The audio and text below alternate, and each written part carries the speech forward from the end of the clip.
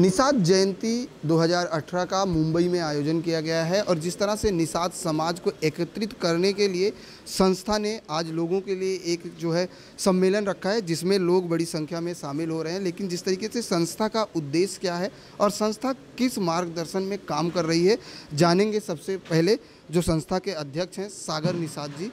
सागर जी, सबसे पहले तो जानना चाहेंगे कि संस्था जो है भारतीय निषाद सेवा संघ, इसका उद्देश्य क्या है, किस तरह से लोगों को एकत्रित कर रहे हैं आप लोग, क्योंकि आज हर समाज अपनी अपनी संस्था को लेकर आगे आ रहा है। ऐसे में निषाद समाज के लिए क्या काम कर रहा है?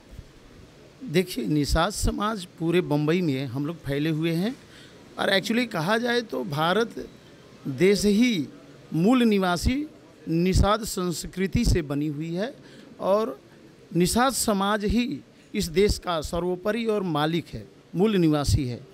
निषाद समाज आज के दौर में पूरे भारत में बड़ी तेज़ी से सक्रिय है और पूरे भारत के महानगरों में, गांवों में निवास कर रही है। संस्थाएं जहां तक हैं, भारतीय निषाद सेवा संघ बहुत पुरानी संस्था है। भारत में मुंबई में निर्माण इसका 1991 में हुआ था। तब से यह संस्था समाज सेवा का काम करती चल रही आ रही है। आज के टाइम में भारतीय निषाद सेवा संघ अपने समाज के विकास के लिए गरीब लोगों की दवा, हेल्थ सेक्टर पर काम कर रही है और लोगों को रोज़गार देने के लिए काम कर रही है। राजनीति के क्षेत्र में अपने समाज के नेतृत्व को दिलाने के लिए, समाज से नेता पैदा करने के लिए भी, उनका हौसला अफजाई करने के लिए उनको एक शक्ति देने का काम कर रही है। हम लोग समाज को एकजुट करने का हमेशा प्रयास कर रहे हैं। जो लोग यहाँ पर कारोबार कर रहे हैं, अच्छे ढंग से उनसे सहयोग लेकर के हम लोग गरीब तबके के लोगों के दरवाजे तक पहुँचते हैं और उनको हर तरह से सेवा और मदद करने का काम करते हैं। निषाद सेवा संघ हर तरह की मदद सेवा का काम कर रही है, लेकिन अगर बात करें तो आज जैसे आपने कहा गरीब तबके के लोगों की मदद करती है, तो सिर्फ निषाद समाज के ही लोग हैं या अन्य समाज के लोगों के लिए भी काम करती है संस्था? नहीं, देखिए, हमारा प्रमुखता तो है कि निषाद समाज के ज़्यादा करके लोग आते हैं। चूँकि निषाद सेवा संघ हमारे सरनेम निषाद समाज से जुड़ा हुआ है, इसलिए आकर्षण तो स्वाभाविक है कि निषाद के लोग ही ज़्यादा करके आएंगे। सवाल इसलिए उठा कि आपने कहा कि गरीब समुदाय के लोगों को, गरीब जो हैं उनके असहाय लोगों के लिए आप काम करते हो। हाँ। क्योंकि संस्था किसी एक समाज या वर्ग के लिए नहीं होती है। हाँ। इसलिए मेरा सवाल है। लेकिन मैं कह रहा हूँ आपसे, परसेंटेज में ज़्यादा करके निषाद समाज के ही लोग मेरे संस्था के पास आते हैं। वैसे मेरी संस्था उन हर गरीब का काम करने के लिए तैयार है, तत्पर है और हम लोग करते भी हैं। मुंबई से, गांव से हमारे गुप्ता समाज के भी लोग, काफ़ी लोग आए हैं जिनका कैंसर का ट्रीटमेंट यहाँ हुआ है। हम लोगों ने सहयोग किया है, काफ़ी सहयोग किया है। हमारे भूतपूर्व अध्यक्ष जी हैं जो आज तक, कई ऐसे पेशेंट हैं दूसरे समाज के, आज तक वह बीड़ा उठाए हुए हैं और उनका ट्रीटमेंट के लिए, उनके खर्चे के लिए आज तक तत्पर रहते हैं। हम लोग भी उसी में से हैं कि अन्य समाज के लोग भी जब हमारे पास आते हैं तो हम लोग उसमें जातीयता नहीं देखते, मानव सेवा का काम करने के लिए हमेशा तत्पर रहते हैं। उसमें कोई इफ बट नहीं होता है। बिल्कुल मानव सेवा के लिए तत्पर रहते हैं, क्योंकि इंसान ही इंसान के काम आता है। आपसे जानना चाहेंगे, 1991 में संस्था का संगठन हुआ, लगभग 28 साल हो चुके हैं। क्या कहना चाहेंगे कि संस्था जब आपने शुरुआत की थी, आप लोगों की संस्था जब शुरू हुई थी, आज और तब के समय में कितना परिवर्तन हुआ संस्था में, और संस्था किन किन क्षेत्रों में काम करती है? जैसे इन्होंने बताया कि गरीब तबके के जो लोग हैं निषाद समाज के लोगों के लिए, लेकिन निषाद समाज के किन किन क्षेत्रों में काम करती है निषाद समाज के लिए संस्था? निषाद सेवा संघ हर क्षेत्र में काम कर रही है। पहला उद्देश्य है कि एकता लाना, आपस में एकजुट होकर के, और खाली निषाद वर्ग के लिए नहीं ये संस्था बनी है। इसमें कोई समाज सेवा हर समाज के लिए होता है। हम सबकी सेवा में तत्पर रहते हैं, बशर्ते अभी हम सब इतना आकृष्ट नहीं है, उसके लिए अभी कोशिश कर रहे हैं एकजुट होकर के कि समाज को आगे बढ़ाएं और एक दूसरे की मदद करने में तत्पर रहें।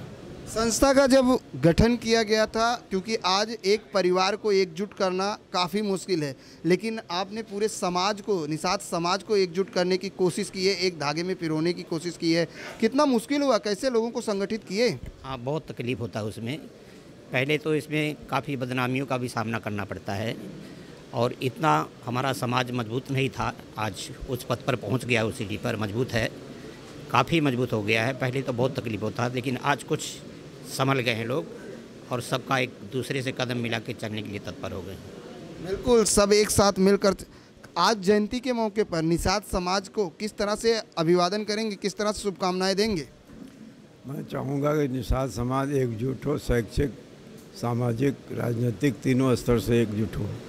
जो लोग कम एजुकेटेड हैं, अगर वो बेरोज़गार हैं, तो मैं चाहूँगा कि वो राजनीति के क्षेत्र में आएँ, एज ए कार्यकर्ता ही आवें और वो अपने को गांव-गांव से जोड़कर ये दिखा दें कि अगर हम राजनीतिक तौर पे हमको सम्मान नहीं मिल रहा है या हम राजनीतिक तौर पे लड़ने के लिए पैसे से कमज़ोर हैं, तो हम अपना संगठन के माध्यम से। अगर पैसे से कमज़ोर रहेंगे तो संस्था उनको राजनीतिक क्षेत्र में उतारेगी, अपनी मदद देगी?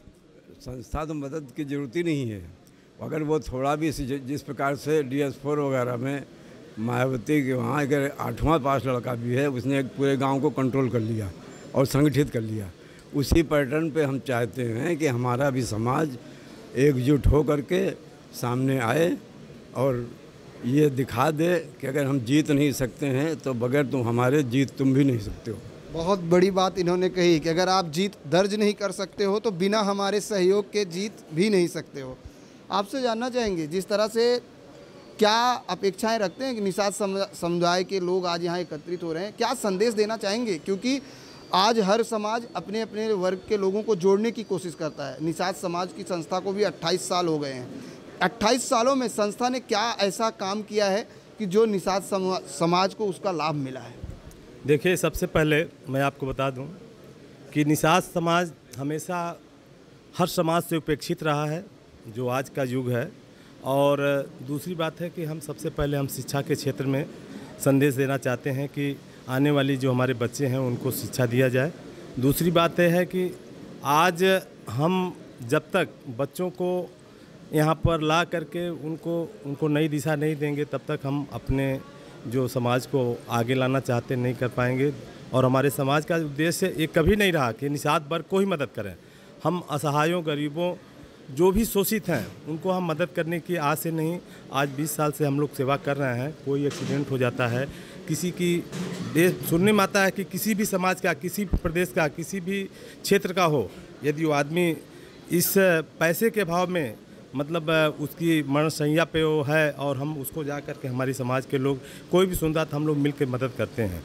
आज हम इन्हीं सब मदद की मतलब भावना से इस समाज को ये किया गया। रह गई बात है कि देखिए, आज निषाद समाज में यदि देखा जाए तो आज इतनी संख्या होने के बावजूद भी लोगों ने हमेशा इस समाज को शोषित किया है और आज हम लोग उस शोषण के शिकार होने के साथ जिस मुकाम पे होना चाहिए नहीं हो पाए हैं।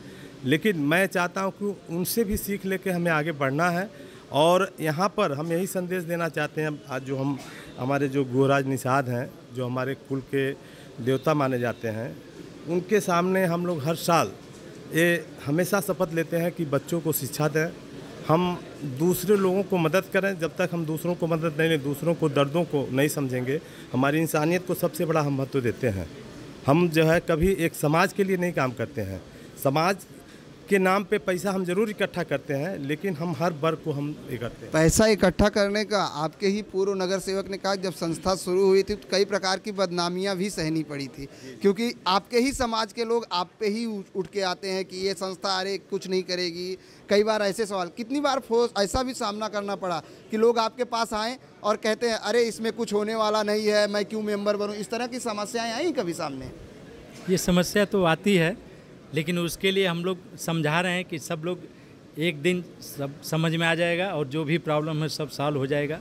वो समस्या इसलिए आ रही कि लोग जागरूक नहीं है। जब जागरूक होंगे तो समस्या का समाधान हो जाएगा। तो जागरूकता के लिए क्या करेंगे भारतीय निषाद सेवा संघ? जागरूकता के लिए ये जैसे आज ये प्रोग्राम किया जा रहा है, जयंती मनाई जा रही है, और भी इस तरह की मीटिंग करेंगे, सम्मेलन करेंगे, जिससे हम सबको जागृत करेंगे और एक करके संगठन मजबूत करके। शिक्षा के क्षेत्र में क्या काम कर रही संस्था? शिक्षा के क्षेत्र में अब तक जो शिक्षा का अभाव था उसके लिए हम लोग कोशिश कर रहे हैं कि ज़्यादा से ज़्यादा लोग शिक्षित हों, और इसके लिए जो परिवार लगता है कि मेधावी बच्चे हैं उनके और नहीं पढ़ पा रहे हैं, तो उनको हम कोशिश कर रहे हैं कि उनको कुछ आर्थिक मदद या जिस तरह का उनको सहयोग चाहिए उनको देंगे और उनके बच्चे को आगे बढ़ाएंगे। धर्मेंद्र जी, जानना चाहेंगे आज का जो ये कार्यक्रम है, एक्चुअल में ये कार्यक्रम का उद्देश्य क्या है? इस कार्यक्रम को क्यों ऑर्गेनाइज किया गया, क्यों आयोजित किया गया? इस कार्यक्रम का उद्देश्य है निषाद बच्चों में या निषाद परिवार में एक अच्छा संदेश जाए और हमसे सब जुड़े, हम उनके काम आए, चाहे पढ़ाई के लिए हो, चाहे उनके किसी भी काम को, चाहे मेडिकल हो, चाहे किसी भी हो, हम उनके प्रति सेवा कर सके या उन्हें हम अपनी सेवा दे सके। बस यही हमारा उद्देश्य है और यही लेके हम आगे अध्यक्ष जी के माध्यम से चलना चाहेंगे। युवाओं को कैसे जोड़ रहे हैं, क्योंकि आज युवा सबसे ज़्यादा अगर भ्रमित है तो युवा वर्ग है, ऐसे में निषाद समाज के युवाओं को किस तरह से आप लोग जोड़ रहे हैं संस्था से? फिलहाल इस संस्था में अगले वर्ष का तो नहीं पा, इस साल करीब 6 युवा हैं, जिनमें से मैं भी एक हूँ।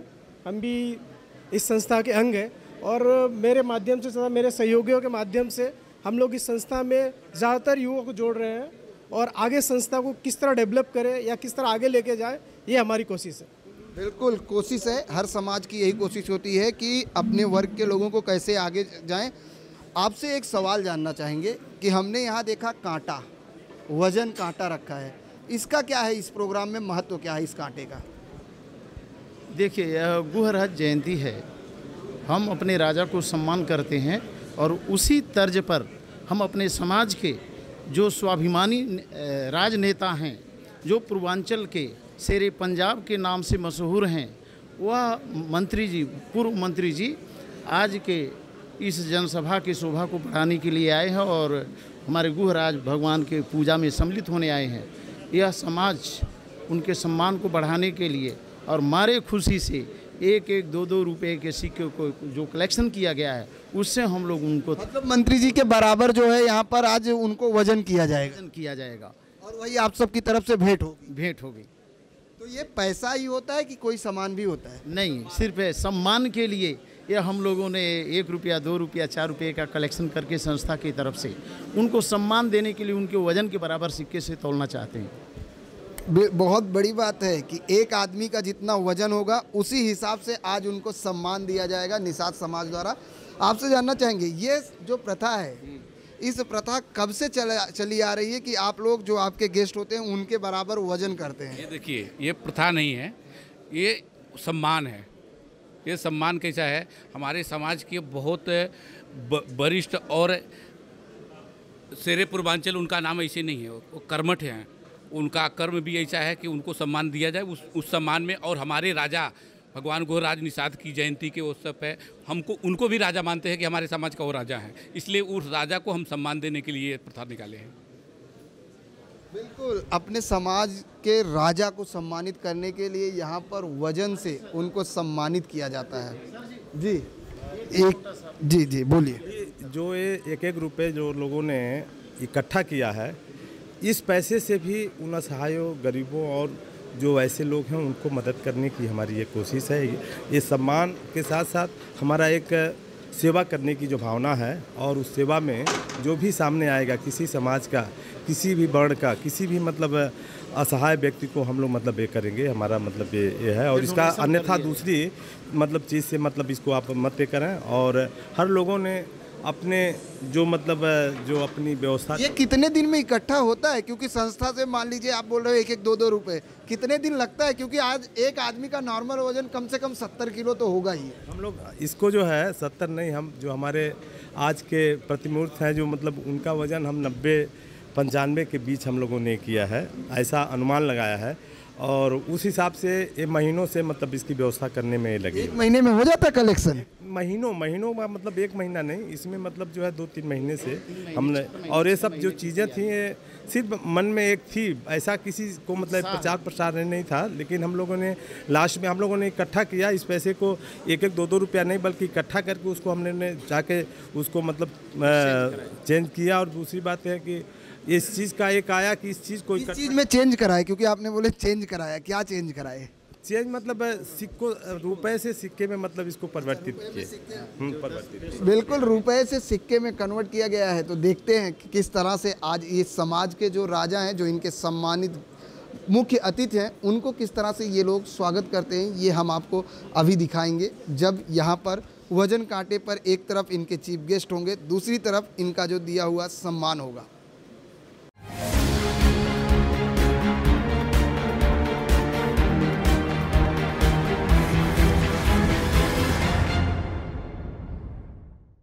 Please open the door, others I'll shout. तुम चिल्लाओगी? सच में चिल्लाओगी? मुझे चीखें बहुत पसंद है। चिल्लाओ, चिल्लाओ ना।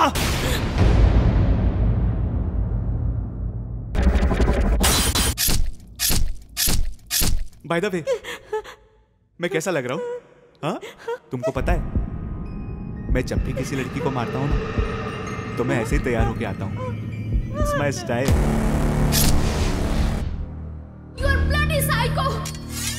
मैं बहुत सॉफ्टली मारता हूँ। मेरी बात मानो, तुम भी मेरे साथ आ जाओ। लोगों को मारने में बहुत मजा आता है। You will enjoy. तुम्हारे हाथ नहीं काटेंगे मेरे इस खूबसूरत जिस्म के छोटे छोटे टुकड़े करते समय? मैं तो उन टुकड़ों को भी और छोटे छोटे टुकड़े करूंगा। हाँ, बहुत मजा आएगा।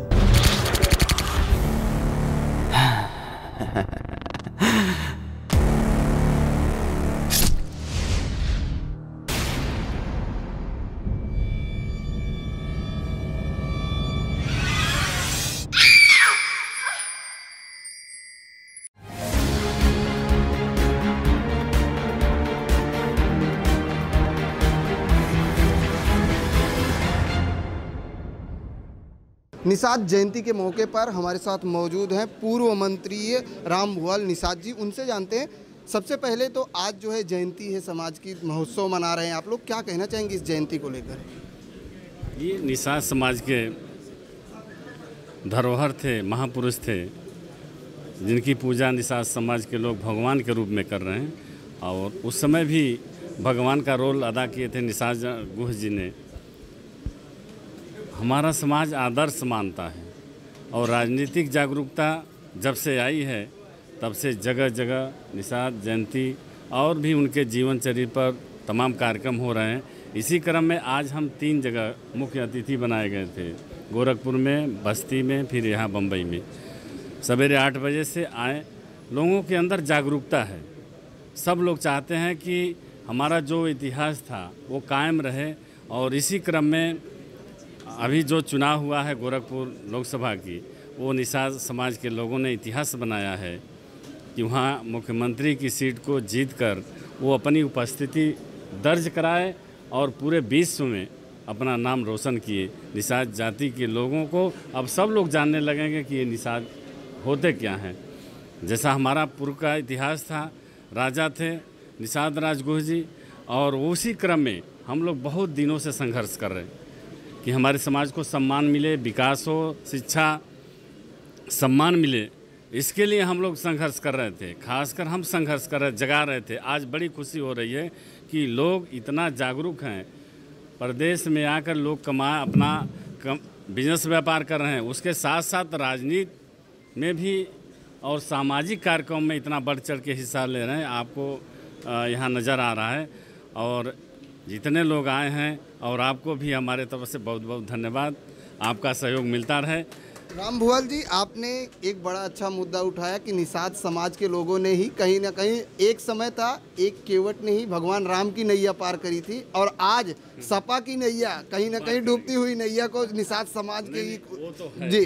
तो क्या कहना चाहेंगे, कहीं ना कहीं बुआ और भतीजे का जो गठबंधन है यूपी में, वो 2019 में चमत्कार दिखाएगा? निश्चित रिजल्ट आ गया ना आपके सामने। अभी तो ये टेलर था, पूरा पिक्चर तो अभी 2019 में शुरू होगा। और ये मालूम है, सब लोग कह रहे थे, पूरी पब्लिक कह रही थी, नेता लोग भी कह रहे थे कि हाँ भाजपा ही जीतेगी। लेकिन यह चीज़ साबित हो गया कि नहीं, भाजपा की ये सीट नहीं है, ये बैकवर्ड की सीट है, समाजवादी पार्टी की सीट है और निषाद समाज की सीट है। गोरखनाथ मंदिर जो है, गोरक्षनाथ जो थे निषाद समुदाय के ही थे, उनका ही मंदिर बनवाया गया है। और वो तो कब्जा हुआ है। तो धीरे धीरे अब लोग जागरूक होंगे तो वो इस चीज़ को खोज रहे हैं कि हमारा जो इतिहास था उसको मिटाया गया है। तो ये उदाहरण है, नहीं कोई भी नहीं कह रहा था, भाजपा के लोग भी कह रहे थे, यहाँ तक मुख्यमंत्री जी भी कह रहे थे कि ये सीट तो कभी हार ही नहीं सकती है भाजपा। ये उदाहरण पूरे दुनिया कहिए पूरे देश में ये मैसेज गया है। हम कोई बनावटी बात नहीं करें। आप तो क्योंकि खुद मुख्यमंत्री योगी आदित्यनाथ जी ने भी इस चीज़ कहा है कि आत्मविश्वास की पराजय हुई है, लेकिन कई सालों से वहाँ पर बीजेपी का कब्जा था। निषाद समाज के लिए और राम भुआल जी और जो निषाद समुदाय के लोग हैं गोरखपुर की सीट के लिए क्या कुछ रणनीति थी कि इतनी बड़ी विजय हासिल हुई? रणनीति बनाया गया, फूट डालो और राज करने के तर्ज पर बीजेपी के लोग वहाँ काम कर रहे थे। सबसे बड़ा त्याग तो हमके कि हम वहाँ कोई प्रतिक्रिया नहीं, हम समाजवादी पार्टी के कैंडिडेट को जिताने में लगे थे। लोगों को उम्मीद थी कि रामभुआल निषाद को टिकट नहीं मिला, विरोध करेंगे। ऐसा हमने कुछ नहीं किया। हम तो समाज के लिए कुछ नहीं करते करते मुख्यमंत्री की ही सीट पर सेंध मार दिए। वो जबरदस्ती उनसे लिया गया है। जो लोकतंत्र में लोगों का अधिकार है, तमाम लोगों को वोट देने से वंचित किया गया, डराया धमकाया गया, लेकिन हम लोग दिन रात मेहनत करके लोगों को जगाते रहे कि नहीं वोट करना है, इस बार रिकॉर्ड तोड़ना है। किसी को मौका नहीं मिलेगा कहने के लिए कि दो निशान लड़ रहे हैं तो इसलिए सीट हार गई, एक ही निशान लड़ रहा है। और ये बहुत दिनों से जमुना भाई चुनाव लड़ते वहाँ ये कामयाबी नहीं मिली। हम भी प्रयास कर रहे थे, 2014 में हम भी प्रयास कर रहे थे, लेकिन राजमती जी लड़ रही थी, हम वोट बट गया और बीजेपी जीत गई। और इस बार ऐसा नहीं होने दिए। वहाँ अगुवाई हमने किया कि नहीं निषाद वोट, खासकर निषाद वोट न बटने पावे। बकिया और बीएसपी का सहयोग रहा और निषाद पार्टी का सहयोग रहा। समाजवादी पार्टी के नेता अखिलेश यादव जी ने अपनी एक रणनीति बनाई। वो हम लोगों को गोपनीय जानकारी दिए कि इस तरह से काम करना है। वो रिजल्ट आपके सामने है। आपने कहा उपचुनाव में बसपा का सहयोग था, लेकिन मायावती ने साफ तौर से कहा है कि ये उपचुनाव के लिए है, आम चुनाव के लिए सहयोग नहीं रह गए। ये गठबंधन जारी रहेगा। ये मायावती जी का देन है, चाहे उनकी आवाज़ है, उनका बयान है कि हम गठबंधन को और मजबूत करेंगे। कहीं से कोई और अपने कार्यकर्ता को भी आगाह किए हैं कि खासकर प्रेस के लोगों को इनसे थोड़ा दूरी बना के रहिए, थोड़ा क्योंकि कईयों साल की दुश्मनी, यानी एक बात ये कहे सपा बसपा जो कट्टर दुश्मन थे, लेकिन उपचुनाव में एक दूसरे के साथ आ गए। जिस चीज़ के लिए बहुजन समाज पार्टी संघर्ष कर रही है और समाजवादी पार्टी भी उसी विचारधारा से काम कर रही है, तो जब ये देखे लोग कि हम अलग अलग लड़ेंगे तो हम लोगों के लोगों का विचार है उनका विकास होना चाहिए, प्रदेश का विकास होना चाहिए, वो नहीं हो पा रहा है। इसलिए गठबंधन जरूरी था जनता के हित में। 2019 में उत्तर प्रदेश का क्या परिणाम आने वाला है? भाजपा पूरी तरह से साफ हो जाएगी, पूरी तरह से साफ हो जाएगी। 2-3 सीट मिल सकता है। बिल्कुल, भाजपा पूरी तरीके से साफ हो जाएगी। तो क्यों ना भाजपा के भी नेता हैं हमारे साथ, उनसे भी पूछ ले जाए। कन्हैया लाल जी, क्या लगता है 2019 की सीट, जिस तरीके से पूर्व मंत्री जी कहते हैं कि भाजपा साफ हो जाएगी? देखो ये कार्यक्रम जो है सामाजिक कार्यक्रम है, ये सब तो नहीं पूछना चाहिए, नहीं बोलना चाहिए, लेकिन एज ए राजनेता बोल दिए तो हम बोलेंगे ही। देखो कितने भी गठबंधन हो जाए उससे कुछ फर्क नहीं पड़ने वाला। जो मोदी जी का काम है, जो काम बोल रहा है और जो सबको लेके चल रहे हैं, वो मोदी जी ही जीतेंगे। अगली सरकार भी मोदी जी की ही बनेगी। 2019 नहीं 2022 भी बनेगी। 2022 भी बनेगी। क्या लगता है कितना विकास हुआ है यूपी में? देखो 70 साल लोग विकास किए ना, अभी तो हम लोग 5 साल से लगे हैं। आप देखो और 5 साल के बाद क्या विकास होता है। बहुत सारे विकास हुए हैं जो रुके हैं, इतने जल्दी नहीं होता। अभी तो 3 साल ही हुआ ना। पहले तो करप्शन देखो, करप्शन जो 100-100, 200-200 हज़ार करोड़ होता था वो सब तो बंद हुआ ना। ऐसा धीरे धीरे होगा। टेक्निकल हम लोग धीरे धीरे बहुत सा चीज़ों पे हम जाएंगे, बंद करेंगे। और हम चाहते हैं कि हम समाज की बात करें। जो आज समाज की बात ही हम कर रहे थे, लेकिन आपके मंत्री जी ने सवाल किए, इसलिए मैंने आपसे पूछा, क्योंकि उन्होंने साफ तौर से बीजेपी पर जो है आरोप लगाए थे। तो क्योंकि बीजेपी का प्रतिनिधित्व आप कर रहे थे। आरोप लगाने के समय नहीं है। देखो हम लोगों को बारी बारी सभी लोग ठगे हैं, सब लोग ठगे हैं। एक मैं बोलता हूँ आजम लोग में आप लोग भी आते हो। आप लोग, जब मैं राजनीति उस समय नहीं करता था तब की बात कर रहा हूँ। मैं व्यापारी हूँ, समाज सेवक हूँ, मैं कृषि के ऊपर काम किया हूँ, बहुत सारे समाज पे काम किया हूँ। लेकिन अभी मैं जल्दी में राजनीति में आया।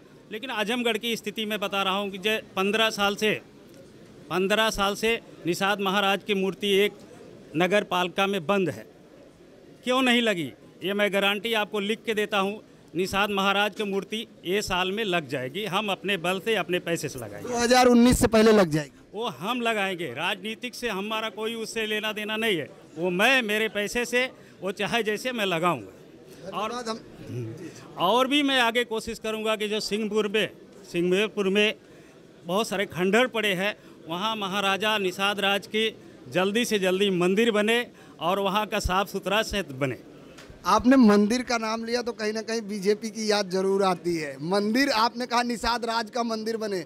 अयोध्या के मंदिर के लिए तमाम जनता आज पूरा देश इंतजार कर रहा है। ये आखिरी सवाल आपसे। अयोध्या का मंदिर तो बनना ही चाहिए, वो बनेगा ही। बीजेपी सपा बचपा का सवाल नहीं है। देखो ये हिंदुस्तान है, हिंदुस्तान में जो भगवान श्री रामचंद्र का मंदिर तो बनना ही चाहिए। लेकिन उसके साथ साथ हमारे महाराजा का भी मंदिर बनना चाहिए। लोग पूजा करना चाहिए, लोग इकट्ठा होना चाहिए, लोगों को सीखना चाहिए कि हम कैसे इकट्ठा हों, कैसे हमारे से लोग राज किए हैं, हम लोग भी राज में आना चाहिए, हम लोग भी राज करना चाहिए। धन्यवाद हमसे बात करने के लिए। जिस तरीके से यहाँ पर पूर्व मंत्री जी ने दावा किया है कि आने वाले 2019 के चुनाव में बीजेपी पूरी तरीके से यूपी में 2 से 3 सीटें लाएगी, लेकिन बीजेपी के प्रतिनिधित्व का कहना है कि आने वाले समय में कितना भी गठबंधन हो, प्रधानमंत्री बनेंगे तो नरेंद्र मोदी जी बनेंगे। कैमरामैन सदानंद शेट्टी के साथ प्रदीप शर्मा, IN24 न्यूज़, मुंबई।